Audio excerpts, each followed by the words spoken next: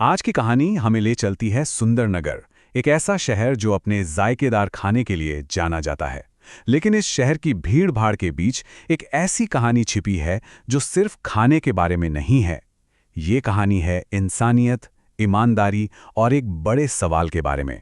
तो चलिए इसी सवाल से शुरुआत करते हैं, क्योंकि सुंदरनगर के बाजार में दो बिरयानी वाले थे जिनकी जिंदगी इसी एक सवाल का जवाब बनने वाली थी। एक था गिरधारी, जिसकी आलीशान दुकान थी और जिसका एक ही मकसद था, पैसा कमाना, चाहे जैसे भी हो। और दूसरी तरफ था राजू, एक मामूली से ठेले वाला जिसका पूरा ध्यान सिर्फ एक चीज पर था, अच्छी, असली और ईमानदार बिरयानी पर।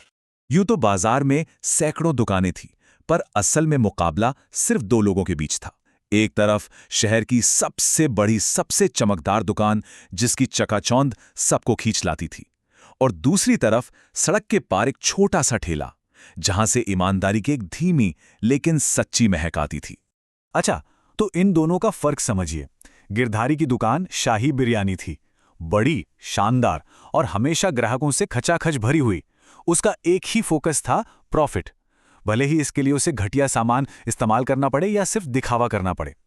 और दूसरी ओर था राजू का छोटा सा ठेला, जहां अक्सर भीड़ नहीं होती थी, लेकिन जहां उसका पूरा ध्यान सिर्फ क्वालिटी पर था, चाहे उसे इसमें फायदा हो या ना हो। अब कहानी का सबसे दिलचस्प हिस्सा यह है कि गिरधारी का धंधा आखिर चलता कैसे था। उसकी इस कामयाबी के पीछे एक बहुत गहरा और सच कहूं तो एक खतरनाक राज छिपा था। एक ऐसा राज जो मुनाफे की भूख से पैदा हुआ था और लोगों की सेहत के लिए सीधा सीधा खतरा बन चुका था। ये शब्द खुद गिरधारी के हैं, जो वो अपने कर्मचारी से कह रहा था। ये उसकी सोच को साफ दिखाता है। उसके लिए ग्राहक सिर्फ पैसे कमाने का जरिया थे। वो मानता था कि लोग इतने नासमझ हैं कि उन्हें असली स्वाद और नकली खुशबू में फर्क ही पता नहीं चलेगा। और ये था उसका तरीका। वो इसे जादुई मंत्र कहता था, पर असल में ये एक खतरनाक केमिकल था। वो बासी और खराब हो चुके चावल पर इसे छिड़कता था ताकि उसकी बदबू दब जाए और एक तेज, बनावटी खुशबू आने लगे। मतलब सिर्फ कुछ पैसे ज्यादा कमाने के लिए वो जानबूझकर लोगों की सेहत से खिलवाड़ कर रहा था। चलिए अब कहानी का रुख राजू की तरफ करते हैं। उसका संघर्ष गिरधारी की कामयाबी की चमक में कहीं खो सा गया था। जहां गिरधारी धोखे से तरक्की कर रहा था, वहीं राजू अपने उसूलों पर टिके रहने की कीमत चुका रहा था। और ईमानदारी का ये रास्ता सच में बिल्कुल भी आसान नहीं था। ये राजू का विश्वास था, जो उसकी मां ने उसे सिखाया था। गिरधारी की सोच से एकदम उलट। उसे यकीन था कि भले ही आज वो मुश्किल में है, लेकिन आखिर में जीत ईमानदारी की ही होगी। ये एक ऐसा विश्वास था जिसकी हर दिन, हर पल परीक्षा हो रही थी, खासकर तब जब वो अपने बच्चों को मुश्किल में देखता था। और उसकी मुश्किलें छोटी मोटी नहीं थीं। वो सबसे अच्छा, सबसे ताज़ा सामान इस्तेमाल करता था, जिससे उसकी लागत बहुत ज्यादा थी। नतीजा ये था कि वो घर का राशन तक नहीं खरीद पा रहा था, अपने बेटे की स्कूल की फीस नहीं भर पा रहा था, और ऊपर से गिरधारी उसे मूर्ख कहकर उसका मजाक भी उड़ाता था। लेकिन कहते हैं ना, वक्त हमेशा एक सा नहीं रहता। शहर में कुछ ऐसा होने लगा जिसने अधिकारियों का ध्यान खींचा, और यहीं से कहानी के सबसे बड़े मोड़ की तैयारी हुई। एक ऐसा मोड़ जो गिरधारी के धोखे के साम्राज्य को हिलाकर रखने वाला था। हुआ ये कि शहर के अस्पतालों में फूड पॉइजनिंग के मामले अचानक बढ़ने लगे, और जब जांच की गई तो एक बात साफ हुई, ज्यादातर बीमार लोगों ने बाजार से बिरयानी खाई थी।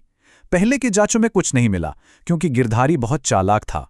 इसलिए इस बार फूड इंस्पेक्टर विक्रम ने मामले को अपने हाथ में लेने का फैसला किया, लेकिन एक बिल्कुल अलग अंदाज में। इंस्पेक्टर विक्रम ने एक कमाल का प्लान बनाया। वो अपनी वर्दी में नहीं गए, बल्कि एक कमजोर, लाचार बूढ़े भिखारी का भेष धरकर बाजार पहुंचे। उनका मकसद सिर्फ बिरयानी चखना नहीं था, बल्कि इंसानियत को परखना था। ये देखना था कि कौन सिर्फ मुनाफा देख रहा है और कौन सच में सेवा कर रहा है। जब वो गिरधारी की दुकान पहुंचे तो उनका स्वागत नफरत और अपमान से हुआ। गिरधारी ने उन्हें डांटकर भगाया और अपने नौकर से कहा कि कुत्तों के लिए रखा हुआ बासी, बदबूदार खाना इसे दे दो। ये सिर्फ बुरा बर्ताव नहीं था, ये गिरधारी के असली घिनौने चरित्र का पर्दाफाश था।